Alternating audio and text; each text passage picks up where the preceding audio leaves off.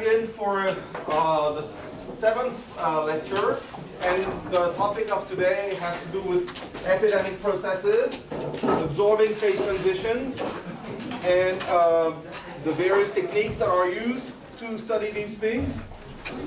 And I will tell you about three classes of models today. And I will try and sprinkle a few technical goodies inside. So let me tell you exactly how this goes for this morning.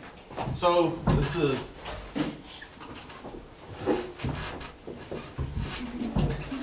epidemic processes and absorbing phase transitions and absorbing state phase transitions.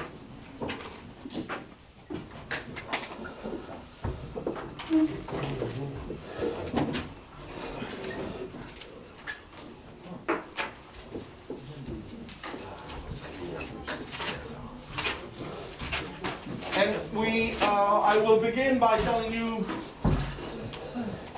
about something that is called the generic epidemic model, or dynamical percolation, or SIR, as you might have heard in the last 15 months. Then I'll go on with the SIS model, that is really trying to describe the microscopics of an epidemic process in which recovery is possible. And I will not do an important part of the job, which is motivating the models, connecting them to reality. But at the end of this chapter number 6, I will try and comment on what you should do if you really took that very seriously and wanted to adapt that to, say, to epidemiological studies and use that for actual predictions. You can view this chapter as, a small part in which you see all the pitfalls, all the difficulties of the description of epidemic processes and absorbing state phase transitions, things that you have to be aware of if you wanted to do a more realistic modeling of of the propagation of epidemics. So let me begin with the general epidemic model.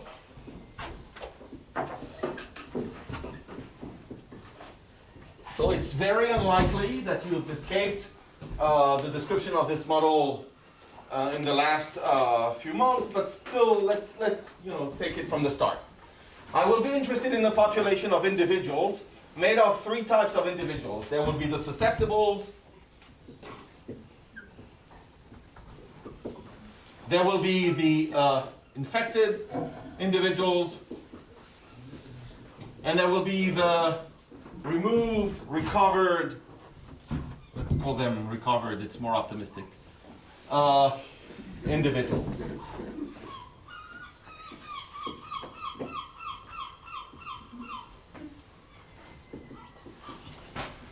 And the thing that I know is that, or at least the model is defined in the following way: a susceptible individual can become infected when there is an encounter with an infected individual, which is summarized by this chemical reaction style cartoon by this reaction.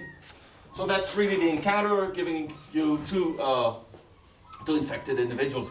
However, an infected individual can recover, and this is going to happen at some rates, which I denote by K and by gamma. K is the contamination rate, gamma is the recovery rate. And the assumption here is that R, once it's been produced, doesn't take part in the game anymore, and you can view the R's, the recovered, as being totally immune. So they don't go back into the population. And of course, in what I will do afterwards, this will be a change, because there is the possibility that after you've been infected, you just go back into the game, which is, of course, a matter of time scales in the present situation.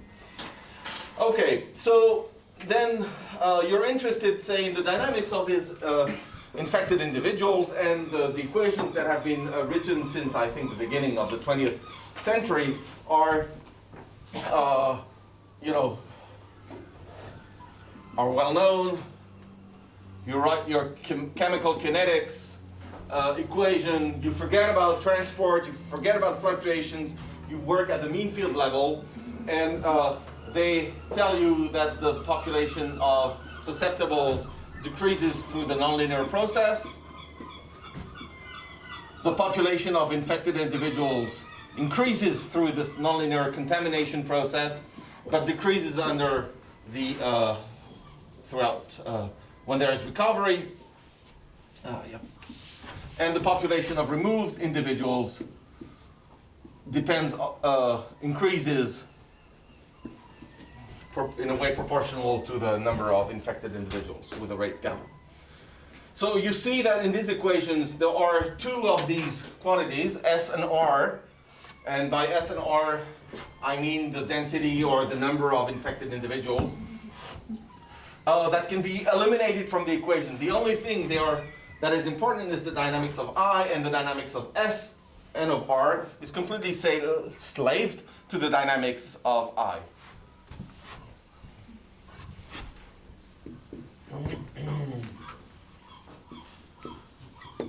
Which is obvious from this, in which you see that the population of susceptibles is going to decrease in a way that involves the exponential of the integral of the infected population, and similarly the population of removed individuals is just assuming you start with none, the integral of the time integral of the infected population. So once I have these two things here, I can get a isolated equation for the I and then look at what it looks like. Because I'm interested in predicting what's going to happen. What's the outcome of this epidemic process?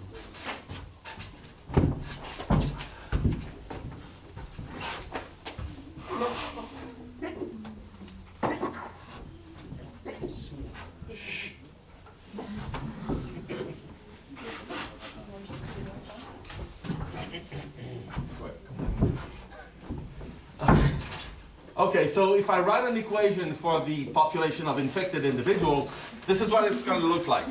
I have the minus gamma I term. I have the nonlinear contribution that comes from K times S times I. Oh, sorry. I times S. And S is S0 e to the minus k integral t prime I of t prime. And what I want to do here is I want to remove one and add one. Okay? Just for visual comfort. And here we immediately see that two things can happen. This is the nonlinear part.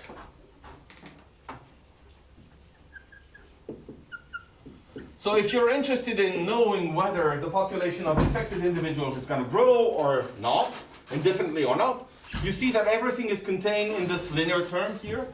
This is controls the growth of the population.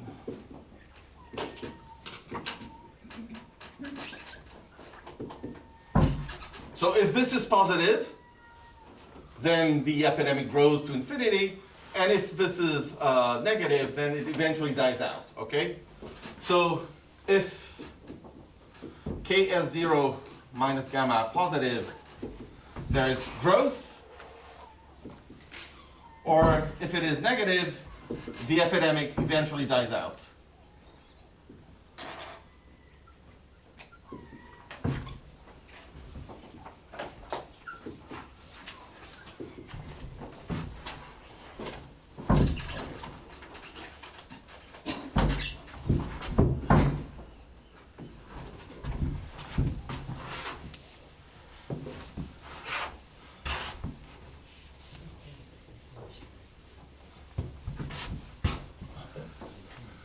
There is obviously a time scale, this related time scale, which is going to be given by this thing here, which diverges when you're approaching the threshold of the epidemic. And this is also giving room, the fact that this relaxation time goes to infinity also gives room for the possibility of fluctuations playing an important role. And it's important here to find out whether, when we estimate this threshold here, we're correct, and if we're not correct, how fluctuations are going to modify this threshold, and also if this mean fieldish result for the relaxation time that it takes for the epidemic, to reach its stationary state, whichever that is actually correctly evaluated. So that's why it's important to be able to capture the effect of fluctuations, and let's see how to do that. Let's see if fluctuations are important, because if they are important, they will possibly shift the threshold. Maybe another value of gamma will be necessary to reach recovery, a shifted one. Maybe mean field is not correct. So these are things that I like to be able to evaluate, or to assess at least. Let's see if fluctuations are important. And to do that, I will do something that I said was often dangerous or not correct, but I'll do that because I have, I am sure that it's fine. I will try and write some sort of an effective Langevin equation for the density of I individuals. And also I will put back space in there. So let me write the equation and I will comment on the limitations of that equation. I will comment, but I will not solve, or not tell you how to make things better immediately, at least. So first of all, what you expect in a realistic epidemic process is that there will be some sort of transport. Here I'm using the Laplacian to characterize transport, but this can be criticized, and at some point I will criticize that. I'm imagining, nearby contacts, so no convection, no long-range hopping, all these things that we know may play an important role. But at this level, I'll just be confined to this diffusion term because that's the simplest one that I can think of and that I can do things with at this level. But you have to think that, and you have to be very critical of this transport mechanism, which is based on nearest neighbor contacts. Then I want the deterministic part of this Langevin equation that I'm going to build phenomenologically to be consistent with my mean field analysis, so I will keep the same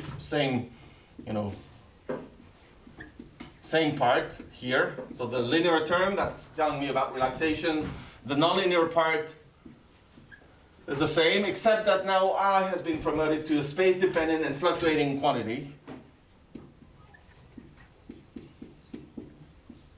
So I now depends on x and t, and I will throw in some noise.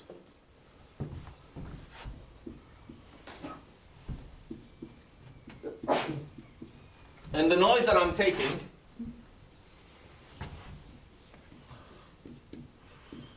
is going to be white and Gaussian.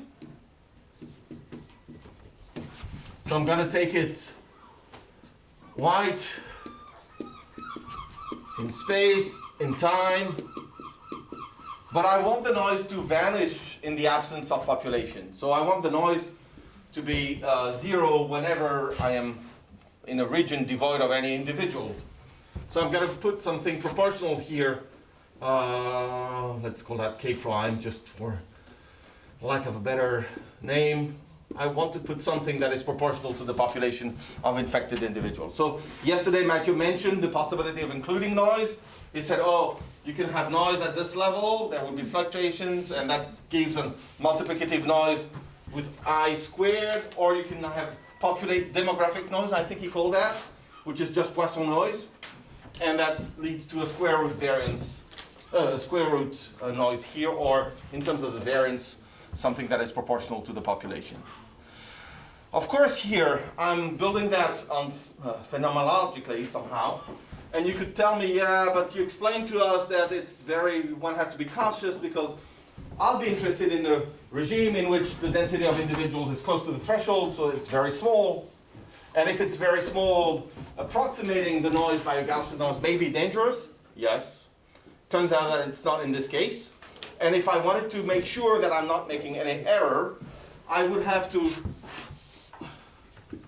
one could also derive a dopility action, or Langevin equation dopility action for this process. And instead of a Janssen deterministic one, which I would write immediately, of a Janssen, and I will write it not because I'm going to do very complicated calculations, but just because I want to show you how it looks and discuss the various terms.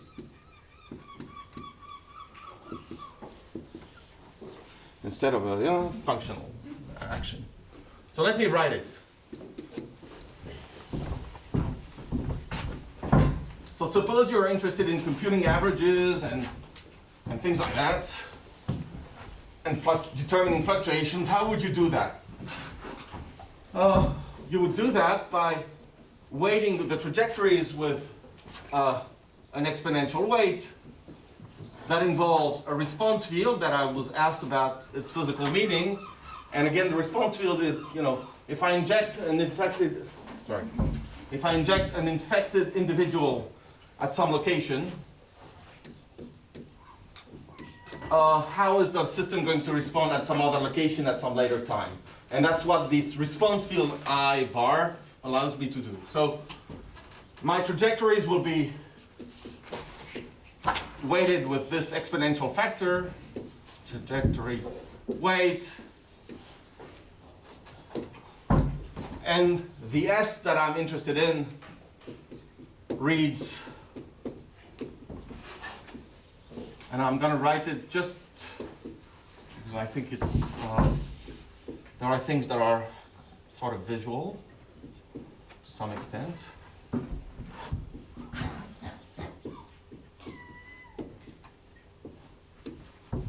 So that's the linear part of the dynamics, diffusion plus this relaxation time that is coming into play. And I made a mistake and I don't want to pay the beer. And there is this other part here, which I'm keeping like this, but at some point I will have to do something with that. And there is the part that is coming from the noise, which I'm writing here.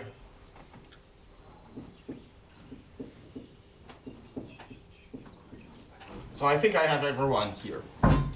So in terms of a field theory, this is not very nice looking. However, you can see a number of things. You can see that the things that break the Gaussian nature of the dynamics, the linear process, are cubic in the fields. And if you would be 20 or 50 years older, you would immediately react and think of statistical physical system described by a cubic field theory. You would think of percolation. And that's indeed, this process here is connected to good old percolation in the way that you've maybe heard before. It turns out that the statistics of the field, which is built from this, the statistics of this,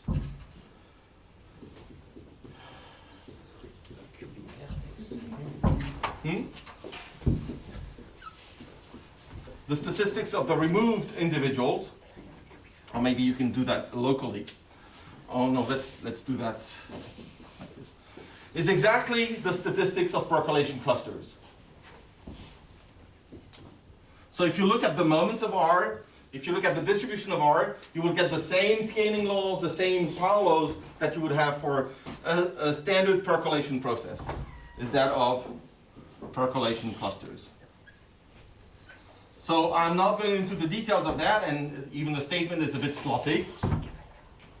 And I refer you to Carty, Grasberger in '85.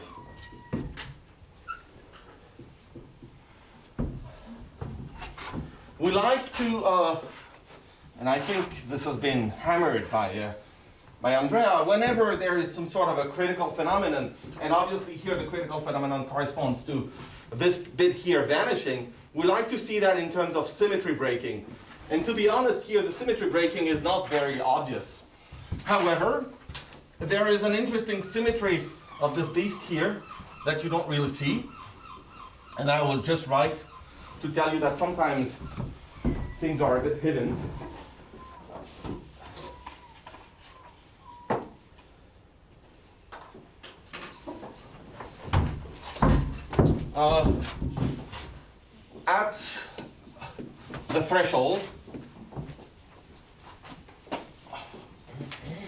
At the threshold, and truncating this action to cubic order, so I forget about the whole exponential series here. I will keep only the leading order term and truncating this action to cubic order. There is an interesting symmetry here between the population of removed individuals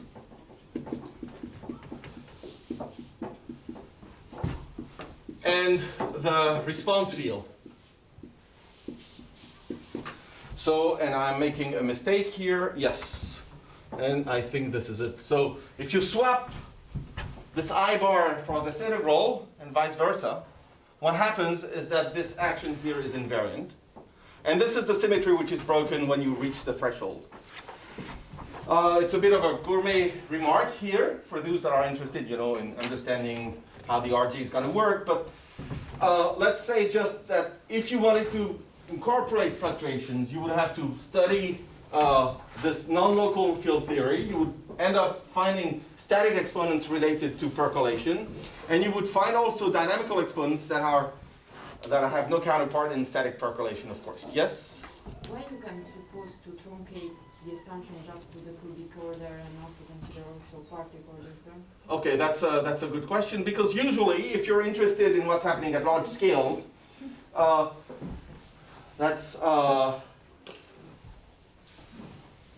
if you're interested in capturing or understanding what matters in terms of fluctuations, usually what you have to do is, okay, let's look at this action at the mesoscopic level. So here, I should never write k prime here. It's not k prime, it's some constant, okay? This is also some effective constant. If I would be, honest with you, here I would have some renormalized, well, let's use, I think Andrea called that m squared. Here I would have some g bar instead of this thing here. And here I would have some g, and I would have an infinite series of these g's, right? But these g's are mesoscopic, they're based on the microscopics. So they are dimensionful quantities, okay? So if you look carefully, g, actually what matters is the product g bar, and this is going to be corresponding to the leading order term, okay? So I'm going to write this minus ki, and that's going to be the g, and then there will be a g prime with the integral squared, etc. I'm trying to capture the whole series. Then this guy here, in terms of a mesoscopic length scale that has been used to build up this continuum limit, scales as d to the minus 6, L to the d to the minus 6, okay? So if I'm interested in the continuum limit, I'm sending this guy to 0, L, and obviously there's a problem in d less than 6. And then I will do the same trick here, and then I don't care about the rest. Yeah?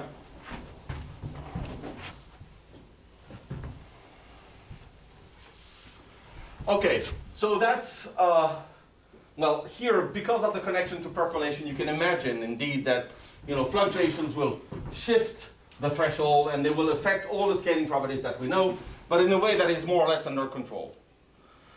What I want to do next is I want to, shift a little bit the model, and I want to look at a model in which, as we somehow expect in real life, there is an additional conservation law. But in terms of physics, you always have to think in terms of symmetries, and you have standard dynamics, but sometimes there is a coupling to a conserved field, and that is going to affect the dynamics. So let me tell you a bit more about the next problem. So let me check that I haven't found anything. Oh yes, I wanted to tell you more things here. Very, very briefly. Before I conclude, this model, the SIR model, if you look up the literature, it's thousands of papers that have been based on this model. This model has been, of course, you should not view this as, the truth. This is just the backbone of whatever model you're going to use to describe epidemic propagation. And from there, you build up your own model that corresponds to whatever process you want to describe. And this model has been altered in a variety of ways. I'm just going to mention one because I'm sure you can come up with your own version and do your simulation and do your PRE with that. It's been altered in a variety of ways, and I will just mention one because it's interesting also from the phenomenal point of view. One way to alter this is to imagine that whenever a susceptible individual meets with an infected one, there's a stage at which it's actually becoming weak. Okay, so it's weakened. I think, what was the other term used? Or touched. Okay? And once you need two encounters, so it's a more nonlinear process than the one that I have been describing, and once a weak individual meets with an infected one, then the infection step comes about. So first encounter, you're weakened, your immune system is weakened, and second step, you fall ill, and then the rest goes on. And of course, you can think of many variations. The reason why I'm mentioning this one is that with this small alteration, just including one extra step here, this second order phase transition picture, which is in the background, disappears, and you end up having first order transitions.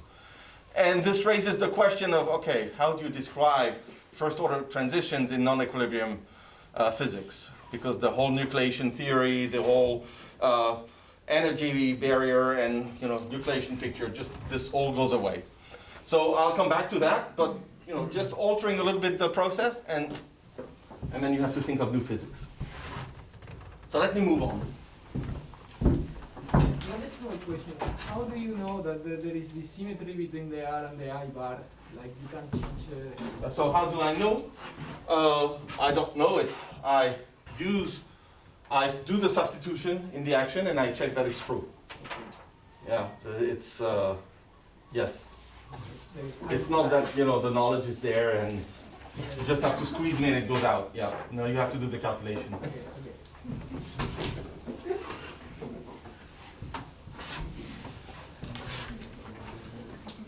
But I thought it was it's a technical stuff, but it's interesting to see that, because I've been asked repeatedly this question. So what's the meaning of this response field? It's involved here in the description of the symmetry breaking. Okay, and this will be the same also in what follows. And you can view the response field as being the direct field in the time reverse trajectory somehow. So, yeah, not that this is sounds like a deep statement, but technically this is what it means. Okay, so let's move on. And I'm going to spend quite some time on this SIS model. I will go a little deeper into the physics. I want to talk about something that has nothing to do.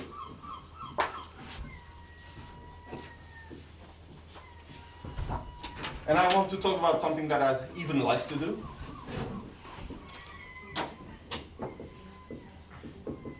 And there was a poster on that by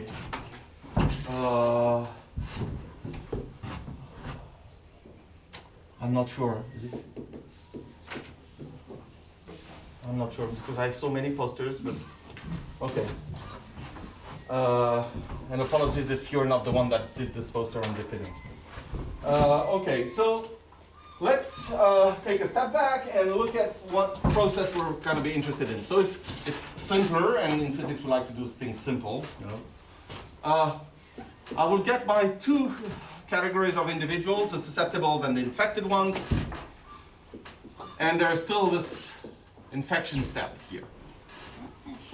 However, when an infected individual recovers, it goes back to the general population. And again, you can argue, you can tell me, yeah, but not really, you know, you get your immune system for a while, and then after some other characteristic time scale, you're back into the general population of people that can be infected, that are susceptible. So I will not do this, you know. I will just imagine that for some reason the timescales that I'm interested in are just these ones. But you see immediately that these models are, you know, like building blocks, and whatever you have to describe realistically, you know, you have to adjust the things here.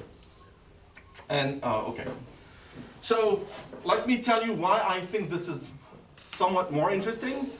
It's because here the stationary state is even simpler, and it has all the flavors of an equilibrium state. So let's write again the reaction diffusion equations. Look at the stationary state. Look at the influence of fluctuations, and I will try to do more hand waving this time than just writing, you know, Janssen in the deterministic section. Okay, so let's write again the coupled equations, and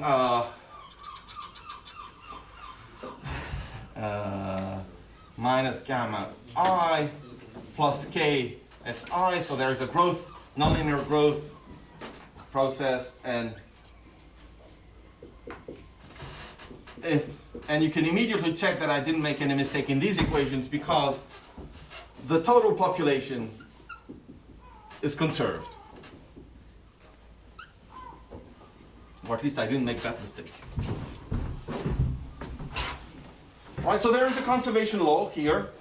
And if there is a conservation law, that means that the total density of individual is going to be a control parameter.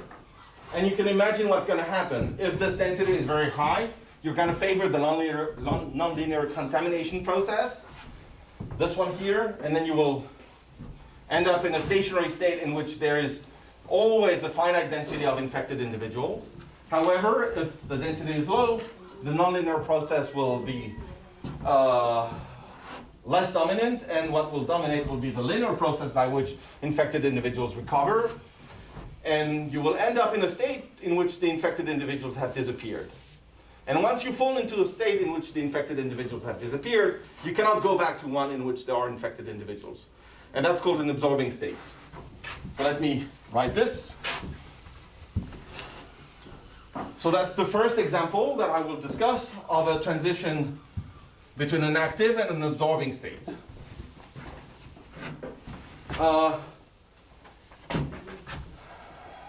Yeah, so let's see how things go. If I include the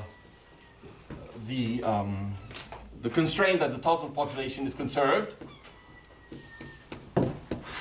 this is my evolution equation for the density of infected individuals.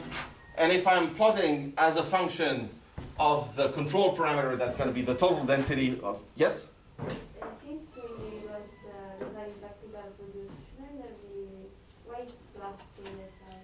Here? Yeah. Because the population of infected individuals grows if you contaminate. Yeah? Yeah. So here I'm going to look at the density of infected individuals in the stationary state. So in the stationary state, two things can happen. Either this prefactor here, the linear part here, is a negative, and you see that I equals 0 then is the stable state, and then you end up having a stationary state devoid of any infected individuals, or you've got a linear behavior here with I of infinity, which is given by rho minus rho c, and rho c is gamma over k here, and that's the rho c here. So that's the stationary state. This is an absorbing state. And again, I stress that once you fall, if you look at this process, even if you incorporate fluctuations, once you fall into this absorbing state, you cannot get out of it. So it's really a trap. It's an absorbing trap. What's more surprising is that if the density is high, then there's an infinite, of course, there's a finite density of infected individuals that grows linearly with rho c, here, with rho, right here. And again, if you want to make sure, because of course I equals 0 is always a solution, but for rho larger than rho c, rho I equals 0 is an unstable, linearly unstable solution, okay? So the relaxation time, whether to the absorbing or to the active state, so depending on the value of rho c, of rho with respect to rho c, is going to be in both cases. No, let's, at least at the linear level, it's going to be k absolute value of rho minus rho c, so that I capture what's happening above and below the transition.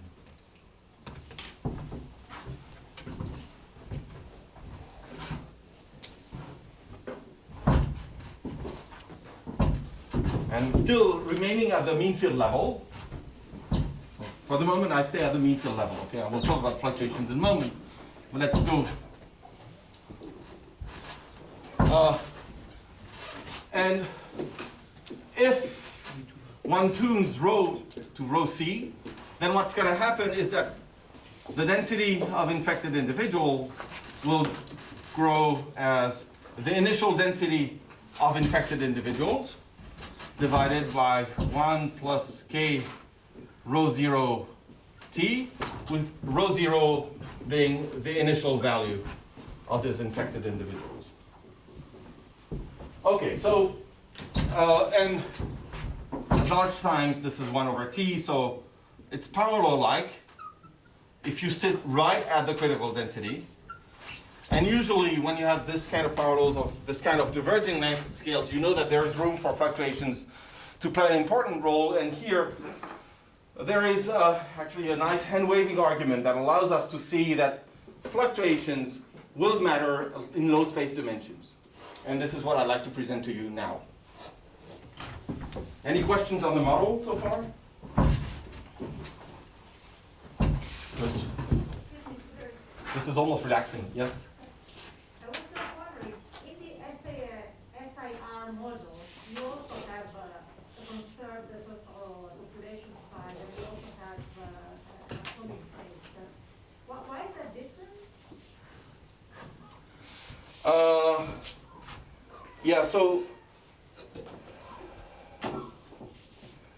because the conservation law doesn't, reacts back on the population of of infected individuals. So there is no back loop somehow here, whereas there is one here, because we'll see that in a moment, okay?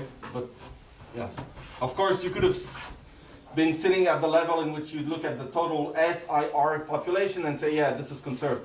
But it turns out that there's the conserved field fluctuations, they do not couple to the dynamics of the infected individual field, whereas it will here, and this will be important. Okay, so let me just remove that, and let's explore a little bit the effect of fluctuations without doing power counting on some field theory. Let's find out whether fluctuations matter, or when they matter. So what I'm going to do is I'm going to sit right at rho c. Let's sit right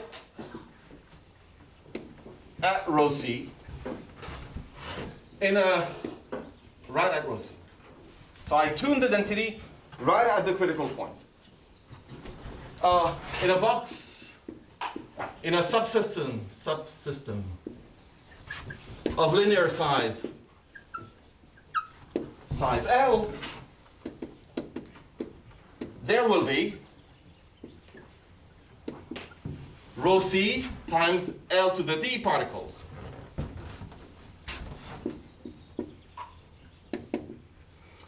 Well, you know, the initial state also has fluctuations, and there will be plus minus rho c, square root of rho c times LD fluctuations. So you put n0 plus minus square root n0, so that's, you know, in your box of size L, or volume L to the d, there will be typically that number, but plus minus something.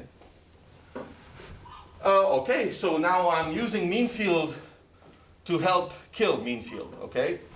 So using the mean field result, we know that the relaxation, the time that it takes for the reaction process to equilibrate within that box is given by 1 over k times rho minus rho c. But that's the rho L in the box, and that's the rho L here. So the time that it takes for the chemical reaction to equilibrate within that box is going to be typically as is going to be, that's rho L LD.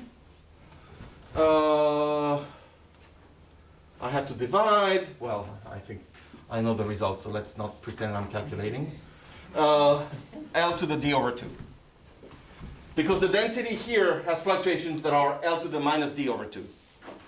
So this is L to the minus d over 2, so when you put it upstairs, the time that it takes for the reaction to, you know, equilibrate within the box grows as L to the d over 2. And in order to find out if my mean field is correct, I have to compare to the situation in which I would have very good mixing. So what does it mean that you have very good mixing? Well, you have to compare with the transport process, and therefore you see the importance of having the correct transport process, because this is what tells you whether fluctuations are important or not. The time that it takes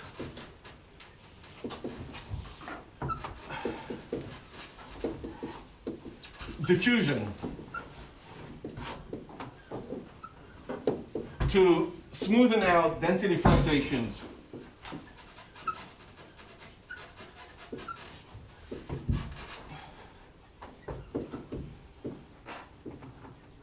in the box,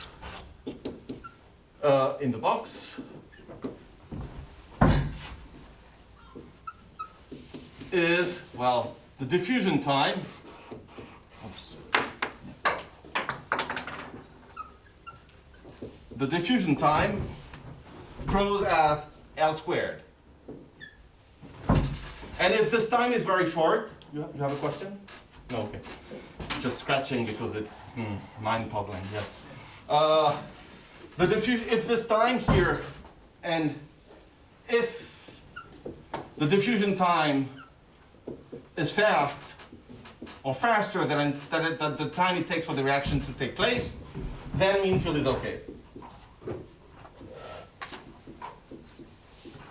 And you immediately see that the condition for L squared to be much smaller than L to the d over 2 tells you that this is going to be okay in unphysical dimensions. So what happens in realistic dimensions is that you have to incorporate fluctuations. They will matter, and they will survive, and they will do all these things that I have mentioned, like shifting the critical density and modifying the Paolo behaviors of all these asymptotic behaviors at the critical point, or close to the critical point. So, yeah.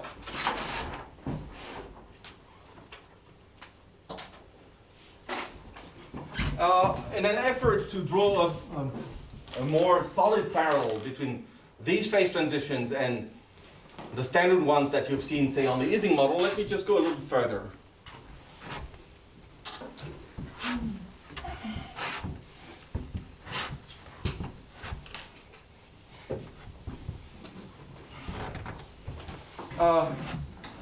With a diverging relaxation time comes diverging correlation length.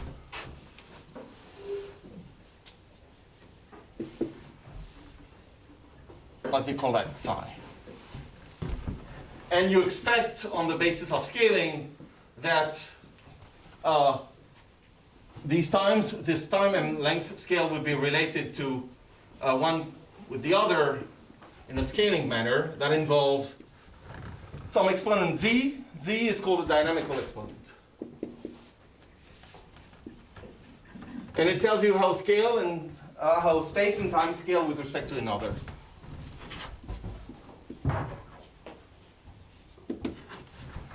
Very naively, you would think that, well, this critical exponent z here should be around 2.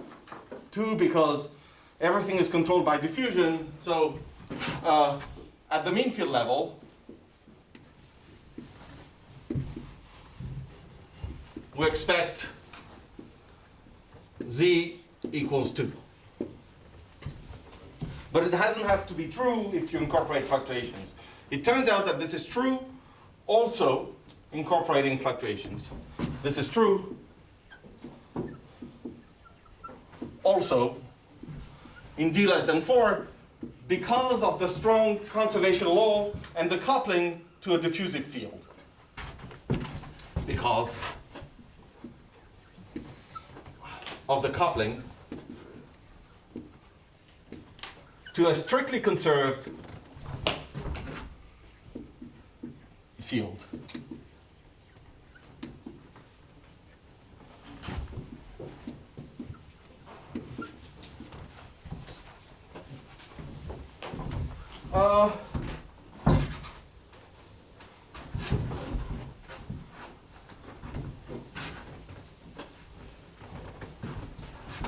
So we can say more using symmetries, and but some of the symmetries are not so obvious. So here I want to show you the interest of using these functional methods, even though I'm not going to do any calculation with that. I'm just going to flash the action. I'm going to write it directly, and I will, and you will have to buy what I'm writing.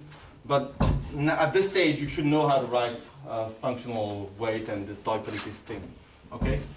If we write the dipolative action for the S and I populations, then it will, already this is not too good, right? Because it will involve a response field and a field for the susceptible individuals, a response field and a field for the infected individual, so that will be very, very lengthy. All right? And I'm not going to write this because this is not the dream of my life right now.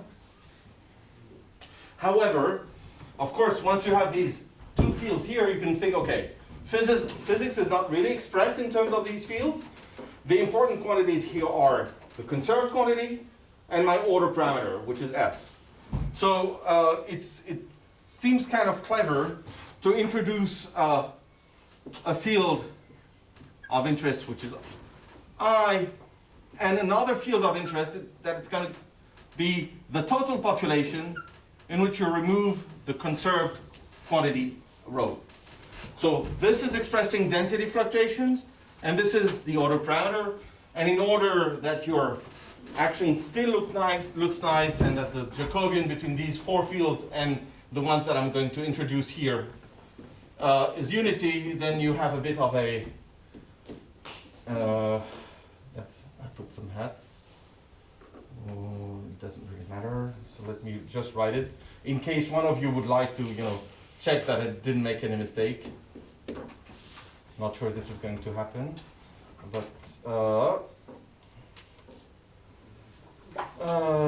sorry. Okay. And I want to write this in terms of these fields because I want to comment on some physical feature, which is unless you write it in these terms, I don't know how to exploit an important physical symmetry. So sometimes you have to pay a price, to see through the physics. But the price is not very heavy here because it is just, you have a polynomial, you do a change of variables, you use Wolfram if you're not comfortable, and this is what it looks like. So let me copy that.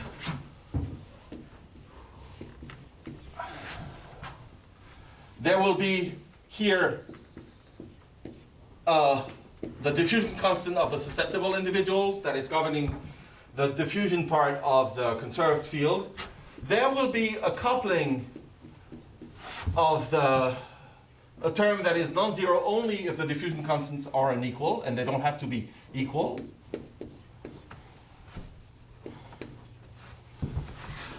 So that's for the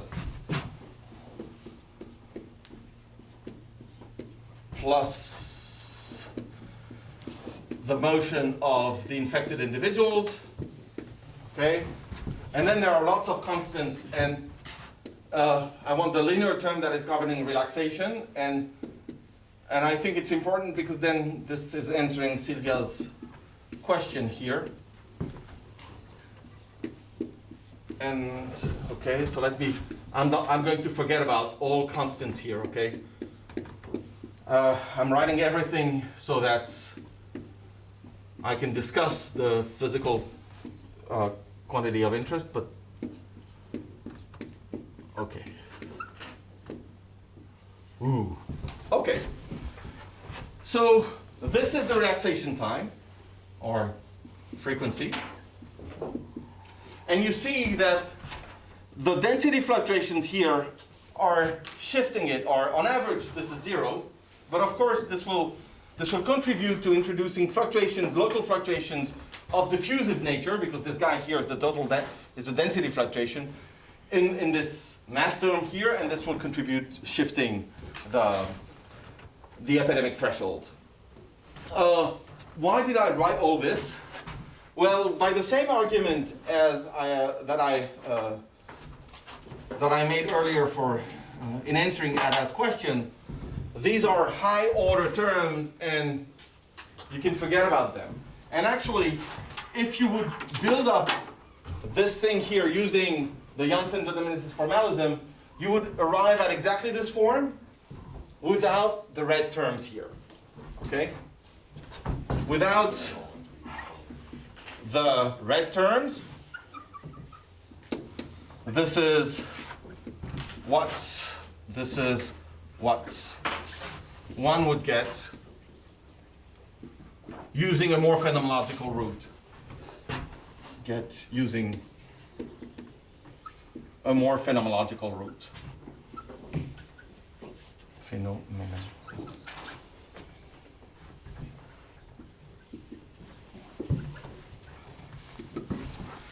Okay, so why did I write it? Well, I wrote it because sometimes when you do things, at least when you write things, you see symmetries almost, they almost jump to your eyes. And one of the obvious symmetries is that if you shift the density, or if you shift the field here by some constant, you will just shift, the action is left invariant.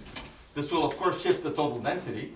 But if you shift the field phi, then the action is fully invariant. So the action is left invariant under a shift of phi. And if you work out the consequences of a continuous symmetry, and again I can rest on Andrea, then you know that this is going to yield equalities that are exact, regardless of whatever, independently of any approximation between correlation functions. And one of the consequences of that of these equalities and this continuous symmetry, I think he actually used the terms. This continuous symmetry enforces constraints on correlations.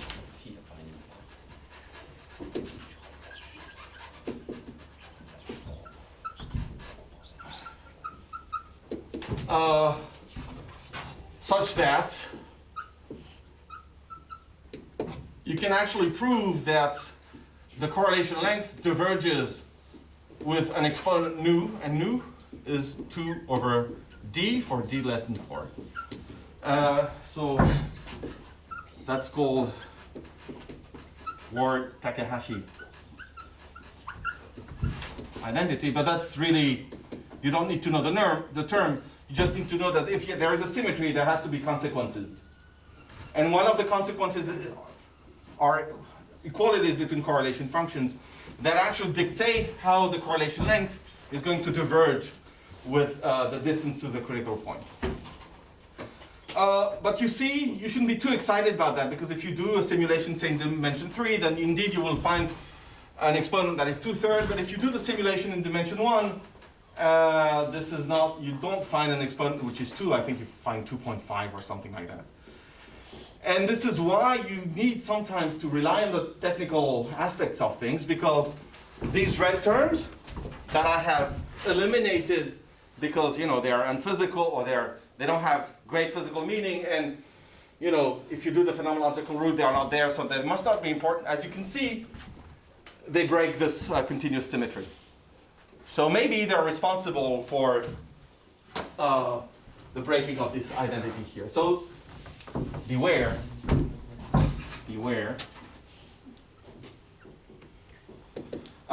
It's useful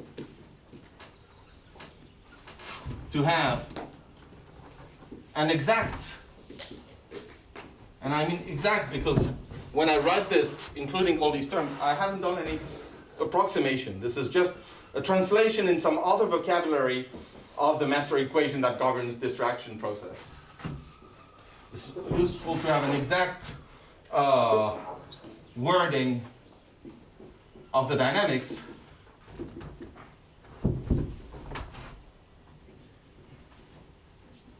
to probe the validity of symmetry, or to find out whether a symmetry is emerging or not. And in some sense, if I forget about these terms at large scales, then there is an emerging symmetry, which is this one, which is broken if I keep these terms.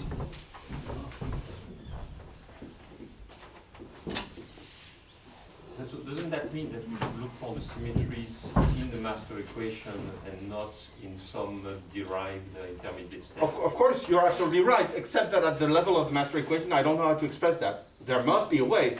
And of course, once you've seen that, then you can think backwards. And you think, oh, okay, if I wanted to see that, if you want to write a paper saying that it's nicer to use master equations, then you know this, then you work your way backwards, do through the generating functions, and then eventually you will manage to see that. Of course, this has been found this way. But yeah, but you're right, you're right. Right, so the phenomenological route that would be writing Lagrange. Yeah, just write Lagrange equations. I'm not going to do that, but you know, it's almost. Obviously, you will have this, then maybe there will be some linear term, let me call that. Then there will be some nonlinear term here. I have to be careful. There will be a coupling locally of the critical point to a conserved field. And then I want to put some noise here. That would be the phenomenological route. And I have to write something for phi as well. Right? And which I didn't do, okay? But that would be the phenomenological route. And that sometimes it's good, but you have to be cautious. You have to know what you're doing. That's all. Another question in this respect, like if I write the master equation, from the master equation I derive the Fokker-Plan equation, like for example, Van Kampen expansion or something like that, and then I identify the Langevin equation, would I see that things, or still that would be considered phenomenological in any sense? Okay.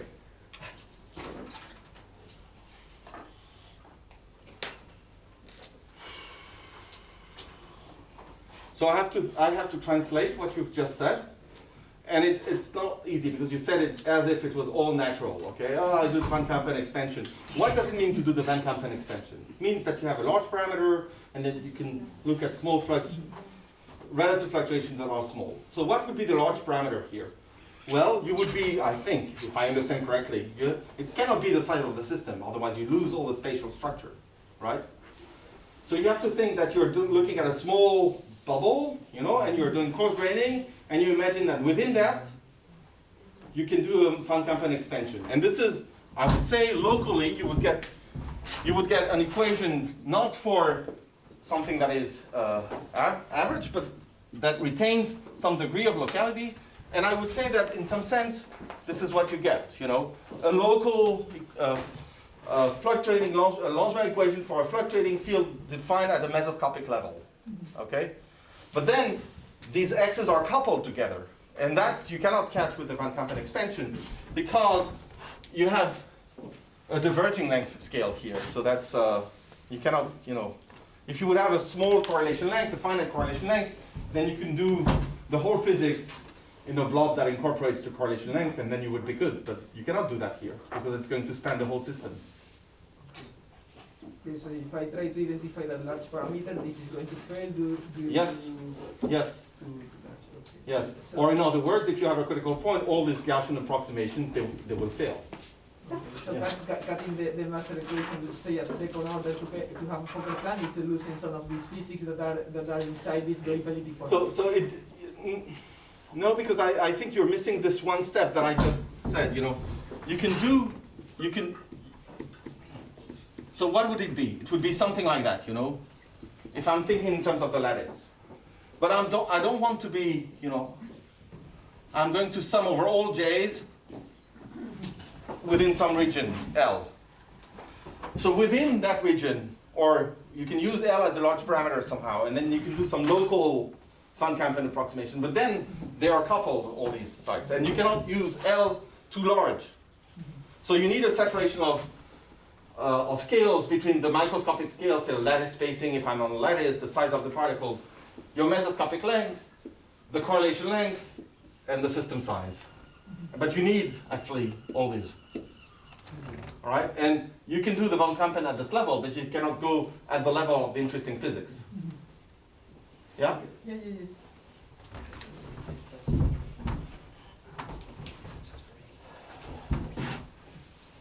Yeah.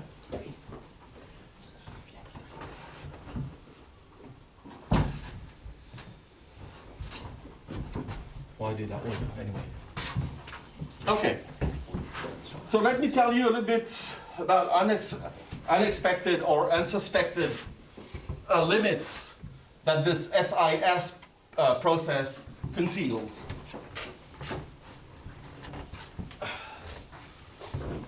It turns out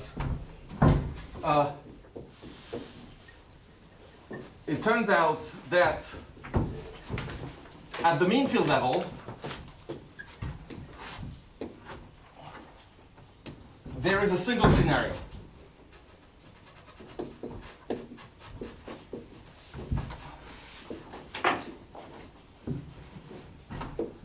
But in D less than 4, if you do a more careful analysis, which I'm not going to do now because this would, you know, take us deep into field theoretic stuff, which is not the thing that we want to do right now, then you have to make a distinction between various cases.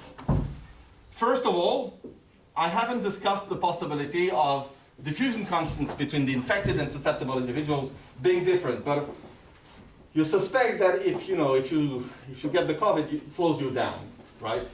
In some sense. Or you can think of it also of the effect of confinement, whatever. But there is no reason for the transport mechanism for the susceptibles and the infected individuals to be the same. And even with this caveat, I'm still using a diffusion constant, okay? Which is also something that you can criticize. So I will make a distinction between various cases that each deserve some comments. So here and there, both cases, there exists a second order phase transition.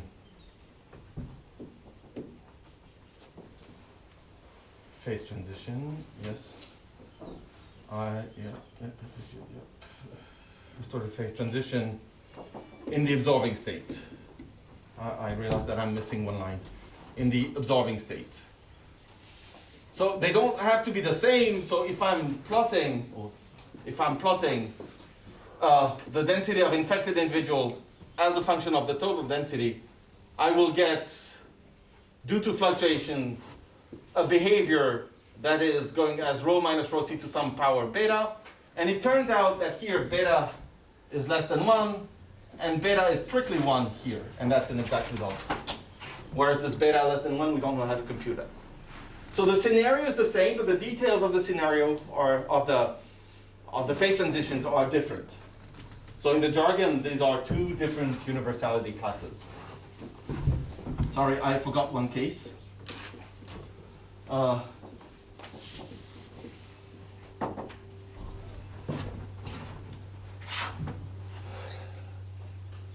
The scenario dramatically changes when we look at the situation in which the infected individuals are stuck. So there's still contamination, but the whole dynamics is governed by the susceptible. And here, there is a first order transition between the density of, between the active and the absorbing state. So that would read something like that, you know. And that's if di equals 0. So you can, how is it possible that I have a first order transition? Because really mean field tells me it's going to be continuous. Well, that's because due to fluctuations, the nonlinear process, due to fluctuations, then you have a linear term with some coefficient here, and then you have this I squared term here that is stabilizing and making the non-equilibrium stationary state. Then it may happen that under fluctuations, this coefficient here picks up a negative sign. And that tells you that your phenomenological expansion is not correct and that you have to go to higher orders. So if I would have a plus here, then I would have, in order to stabilize the stationary state, I would need to incorporate higher order nonlinearities. And it turns out that in the case where the infected individuals are stuck, this is what you have to do. Due to fluctuations, fluctuations are so bad that they actually make this coefficient here vanish, and you have to go to higher order nonlinearities. And again, these are things that are under control by people that know field theory. This is called the Weinert-Coleman scenario, and it's called a fluctuation-induced first-order transition. That's the way things are. And I want to tell you more about this case here because that's quite interesting. Okay? So let's see what the relevance. So it's not even obvious why this would be relevant at all. So let me tell you why I think it's relevant. What's the relevance of the ds equals 0 case?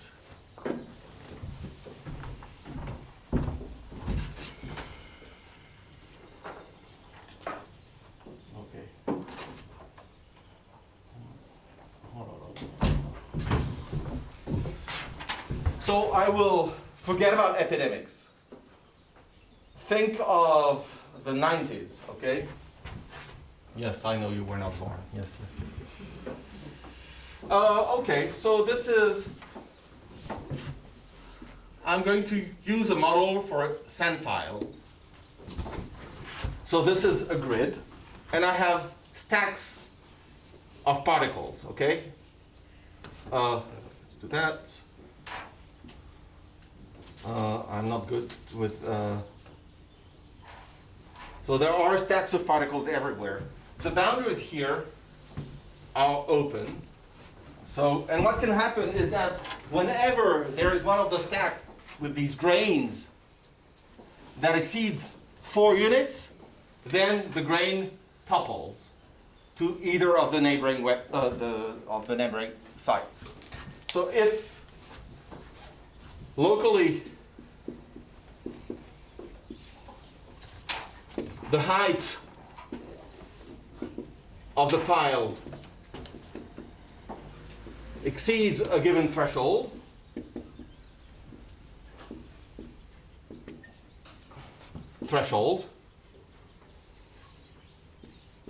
the particles are redistributed to the neighboring sites.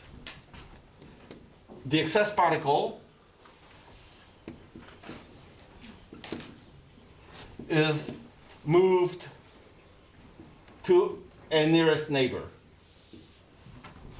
So you have to imagine that I have particles everywhere, and I have piles of particles also at the boundaries.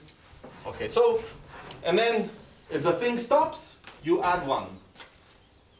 And what will happen is that at some point, you will add one, but wherever it goes, it will trigger some avalanche process. And in the end, like in these money machines, you know, it will reach the boundary and it will just go out of the system. So you inject a particle. If the piles are short enough, then nothing happens. But if the piles are high enough, then you will trigger an avalanche, and it will topple to one of the neighboring sites, and it will eventually go out.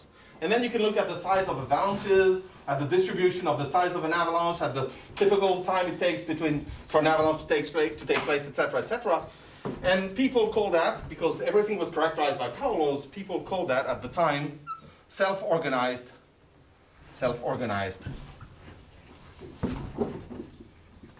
criticality.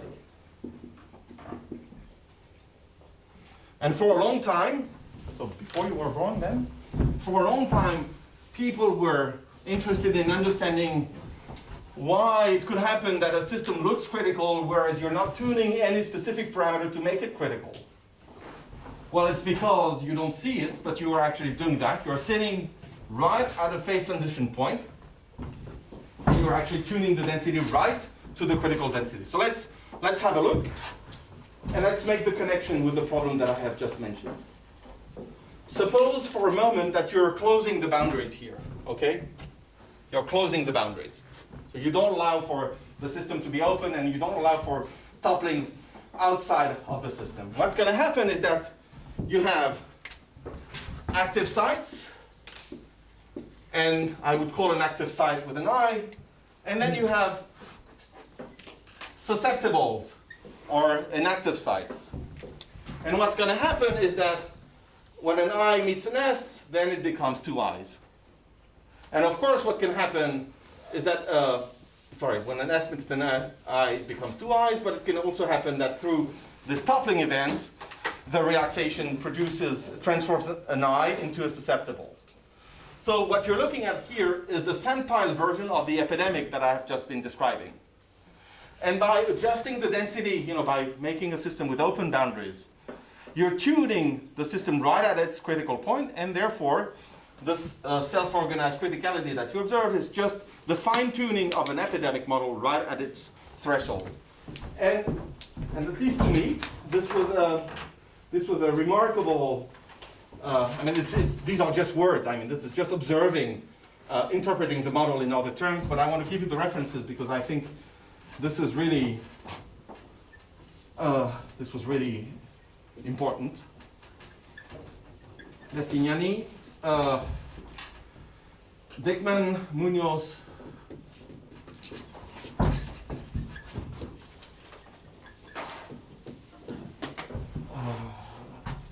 That Betty? And that's a PRL of 98, I think, yes. And and the last nail in the coffin of SOC, of self-organized criticality, was by Rossi, Pastor, Sartoris, and Vespinian.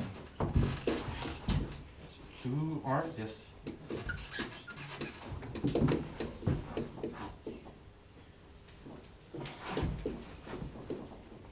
We'll come back to these two names because they have some importance for what I want to say afterwards. Okay, so in some sense, this observation yeah, brought back self-organized criticality within the realm of, phase transitions occurring in non-equilibrium stationary states. Yes? Could you please explain one more time how boundary conditions are like tuning a parameter? I didn't get that. Yeah, boundary conditions plus injection at infinitesimally slow rate. So you have a boundary effect, okay, so you're leaking at a very small rate, so it's just a finite size effect. But you're also injecting, and you're not, this is the thing which is not phrased out explicitly, but you're injecting whenever it's at rest, when it's still. So that means that there is a time scale that you're adjusting all the time. Okay. And that is the thing that you're, that's where the tuning occurs. And which disappears if you close the system, then either it goes down and just stays still forever, or if there are enough of these active sites already, if you put one, then it keeps active forever. But if you make a small leak, then infinitesimal leak, then you need something to compensate a source which is infinitesimal. And that's what's happening. But because it is phrased in such a way, you don't realize this is a fine-tuning of the source with respect to the well and the source. So if this is a fine-tuned critical point in a phase diagram, what is the phase diagram? Yep. Phase diagram is my phase diagram. So like this, and you are constantly adjusting on either way, right? You go in this direction, okay, bring some more to go back here. And then you go in the active phase, okay, let it go out and leak to the outside, and then you go back to here. So you see you're breaking the conservation law by opening the system, right? So you are constantly pinching the critical point on either side. So these people prove it's the same exponent? Yeah, so now let me get to that. Okay. Yeah. Okay, so then people were interested in this epidemic model in the limit where the susceptibles are still, they are not moving. Because this is what's going to happen. If one of these piles here is stuck, it's not moving, it's not diffusing around. So it's the ds equals 0 limit of the model of the epidemic model that I've just described. So for a long time, many people have tried to understand the critical properties. And of course, I showed you the mean field derivation, but it was realized almost immediately that this mean field approach and the results that hold for non-zero diffusion constant would be different. And obviously, because you have infinitely many absorbing states, the fact that ds equals 0 leads to infinitely many absorbing states, and the fact that there are static introduces some sort of memory, some sort of quench disorder. It has appeared that technically it was very hard to deal with this problem.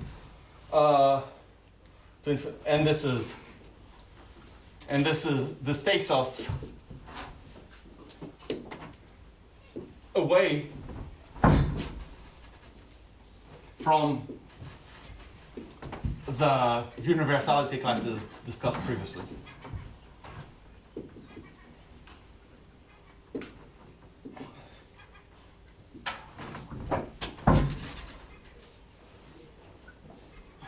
This is, year 2000, okay? So, yes? Why don't you say that the I is 0 as well? Because it's moving, Here, suppose I have 4. Yeah. There is motion for the eyes, effective motion. But the S moves as well, right? No. Because the I becomes a S. No? But S itself just stays stuck. It moves only if there is a contact or anything. It moves. It's only the eyes that have some dynamics. Look at a region where you have a set of S stuck. Nothing happens in there. It's frozen. Okay. So no diffusion. But if there is an I close to If there is an I, then because of I there is motion. But without an I, nothing happens. okay. So I want to tell you, and this is not going. Yes, there are like 10 pages of calculations now. I will not do them, okay? Yeah, don't stress out. I want to tell you about a beautiful result that some fellows at the NS obtained rather recently. I think it's 2016. And I will just state the result so that we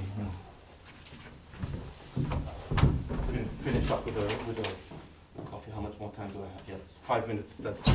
That's even a little too much. So in order to study this specific problem,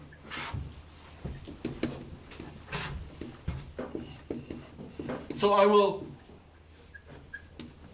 the two guys that have done that are Pierre Ledoussal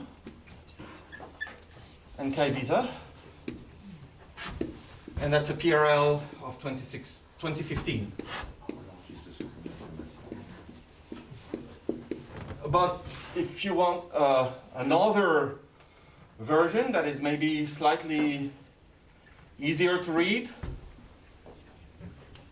there is one by Olaf Steinul and Hannes Janssen that is a little more recent, just that's PRE 94, 2016.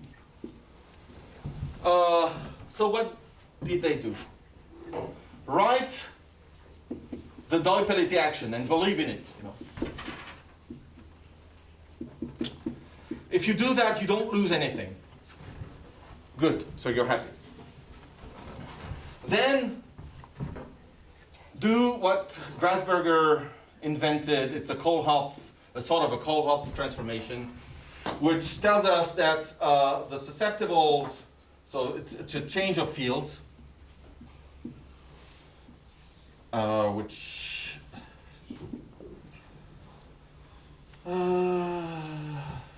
yes, NA, NS, E minus NR. And you do the same for the susceptibles, for the infected individuals. You don't need to take this. No, I will really just mention the route towards the results. I'm not going to go into the details of that, okay? This turns out to be a canonical transformation between the four fields that we have been discussing so far and these new four fields that appear in the right-hand side. And you see it's somewhat nice because NS, NS is S hat S, and we know A dagger A, that gives me the particle number. So somehow this NS is really like a good density field, okay? So they wrote the Doi-Pelletier action not in terms of these coherent state fields, but in terms of these auxiliary fields. Good? So far so good?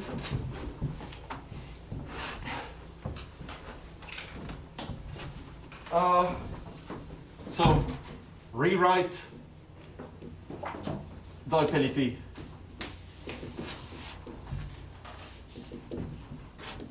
in terms of N, S, N, I, N, S, and I. Nice. So this is, a bit of algebra, but nothing really too hard. And now,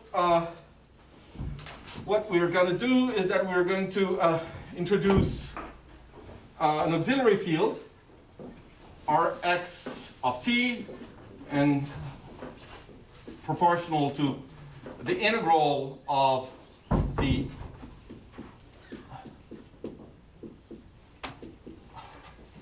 density of infected individuals. And if you are in this active phase, this is an increasing function of time, because an I is positive.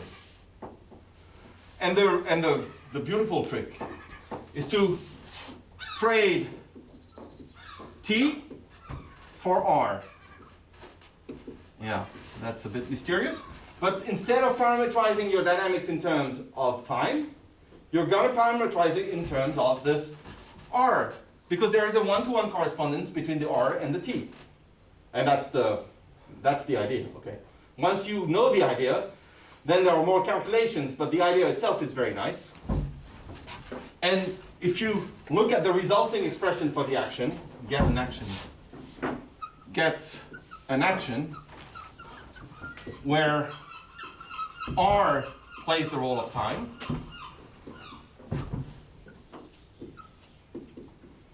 And if I write the effective Langevin equation that I can derive backwards from this action, this is what it looks like. This is what it looks like. And of course, there is no way, you can redo the calculation, but it gives you, the various steps. I should write it in terms of the density of infected individuals, but instead I will call it H because H is I, okay? So this is what it looks like. H plus some Gaussian noise that is now expressed in terms of H itself, and there is an external force with correlations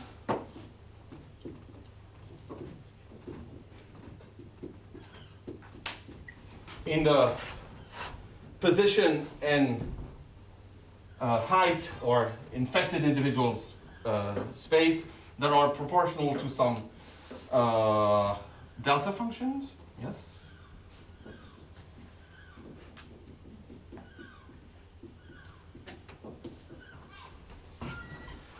And when you look at this effective dynamics in terms of this fictitious, in terms of these fictitious degrees of freedom, then this is a surface growth.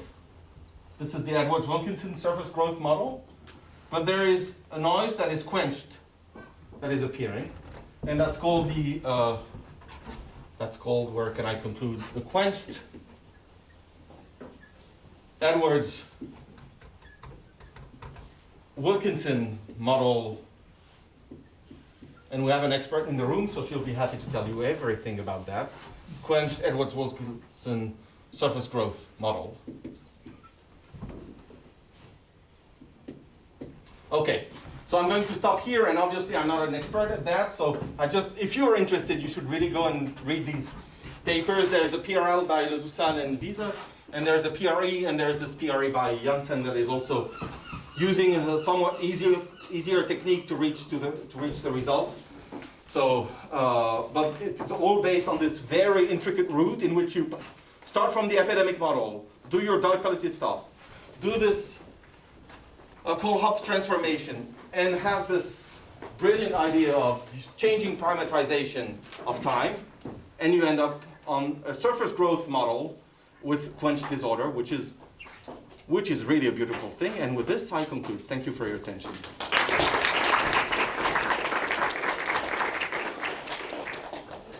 Questions? You have questions? Yes.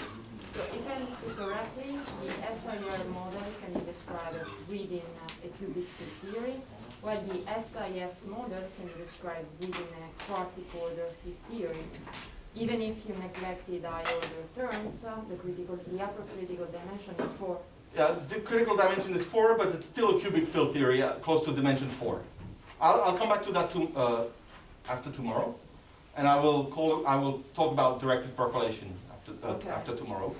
And we'll see that it has all the flavors. It's a cubic field theory, but nevertheless, the upper critical dimension is 4, because there is one dimension that counts for 2, which is time, because of Brownian motion. Okay.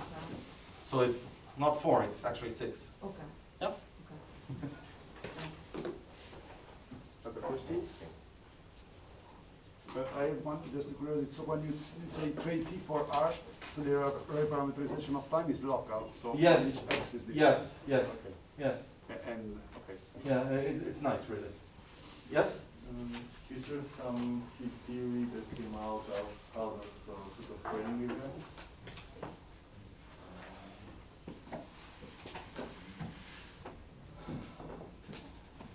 By super spreading events, you mean things that we observe right now, or Yeah, like in real life? multiple stuff that they all. So after tomorrow, I will criticize my transport process. Okay, here I'm comfortable. I'm using diffusion, and I think we'll all agree that epidemics don't propagate through diffusion. So I will talk about non-local events. If this is what you have in mind, I'm not sure. Non-local transport, long-range transport, and spreading that occurs with a different dynamics. I'm not sure if it's the same Okay, okay. It's really like a multiple growth event. So these things happen, but of course close to the threshold, not so much. So maybe they will matter in the nonlinear phase, but I don't think this is important for fluctuations. Yeah. Maybe we can discuss that because I'm not sure that I answered correctly or that I understood correctly. No more questions? You have a question? So, the main difference between the SIS and the SIR models is basically the symmetry law, no? So Absolutely. This conservation law is what changes universality class from this spreading, not spreading, to this directive percolation phase, no? Yes, absolutely. So what I have tried to do in an hour and a half is maybe, you know, in your studies you've opened up the review by Owenberg and Halperin on the critical dynamics of magnets. And there are model A, B, B, C, D, and it goes to H double prime, okay? And it's all expressed in terms of conservation laws and symmetries. To some extent, this is what I have tried to hammer here. It's the importance of symmetries. And, you know, in physics we know this, they may matter. Yeah. Okay, good. Thanks.